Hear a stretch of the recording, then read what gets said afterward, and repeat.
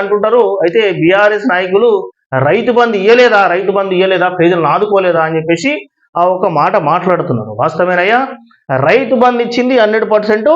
అయితే వాస్తవమే, ఇచ్చిండు వాస్తవమే. మరి ఆ రైతు బంధు వల్ల ఎంతమంది రైతులకు లబ్ధి పొందింది, అయితే ఎంతమంది ఎక్కువ ఏది 100 ఎకరాలు 200 ఎకరాలు ఉన్న రైతులకు ఏ విధంగా మేలైంది ఆ ఒక మీరు ఒక గమనించండి. అంటే నేను చెప్తున్నది ఏంటంటే, అయితే కేసీఆర్ రైతు బంధు ఇచ్చిండు, ప్రజలకు ఏ విధంగా మోసం చేసిండు అని చెప్పేసి కొందరు నాయకులు ఇట్లా అంటున్నారు. వాస్తవేనయ్యా, అయితే గత ముఖ్యమంత్రి కేసీఆర్ సార్ ఇచ్చిండు వాస్తవమే. మరి ఎంతమందికి, అయితే పేద రైతులకు ఎంతమందికి లబ్ధి చేకూరింది, అయితే ధనికులు ఏది బాగా డబ్బున్నోళ్ళు 100 ఎకరాలు ఉన్నోళ్ళు, అయితే ఫామ్ హౌస్లకు, లేఅవుట్లకు, అయితే ఓఆర్లకు ఈ గవిటికి రైతు బంధు ఇవ్వడం వల్ల ఏమైనా ఉపయోగం ఉన్నదా? అయ్యా, బీఆర్ఎస్ నాయకులకు ఒకటే ప్రశ్న అడుగుతున్నా, నాకు సమాధానం చెప్పుండ్రి.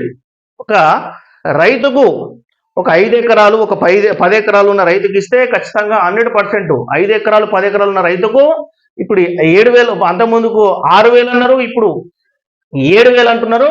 అయితే ఇంకా ఇంకా ఆ 5-10 ఎకరాలు ఉన్న రైతులకు ఇంకా ఎక్కువ ఇస్తే బాగానే ఉంటుంది. ఎందుకంటే ప్రజలకు 100%గా చేస్తే నయమే ఉంటుంది. ప్రజల తరఫున మేము కొట్లాడుతూనే ఉంటాం. ఏమన్నా చేసేది ఉంటే ప్రజలకు చేయాలి తప్పితే కానీ ఈ 200 ఎకరాలు 300 ఎకరాలు 600 ఎకరాలు 1000 ఎకరాలు ఉన్నలకు ఈ రైతు బంధు వల్ల ఏం ఉపయోగమైంది?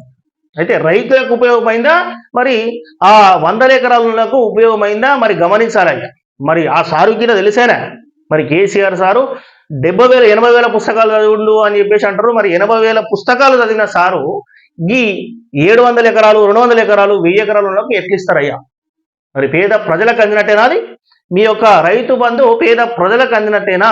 నేను అడుగుతున్నా, మా టీవీ తరఫున తెలంగాణ ప్రజల తరఫున ఇట్లా అడుగుతున్నా. అయ్యా, మరి కేసీఆర్ గారు ఇది గమనించాలి. ఏమనుంటే ఈ సారుకు ఆ సారు దాకా పోవాలి. సరే, ఇప్పుడు నేను మాట్లాడేది తప్పేనా అని చెప్పేసి అడుగుతున్నా. అయ్యా, మరి మన కల్వకుంట్ల చంద్రశేఖరరావు గారు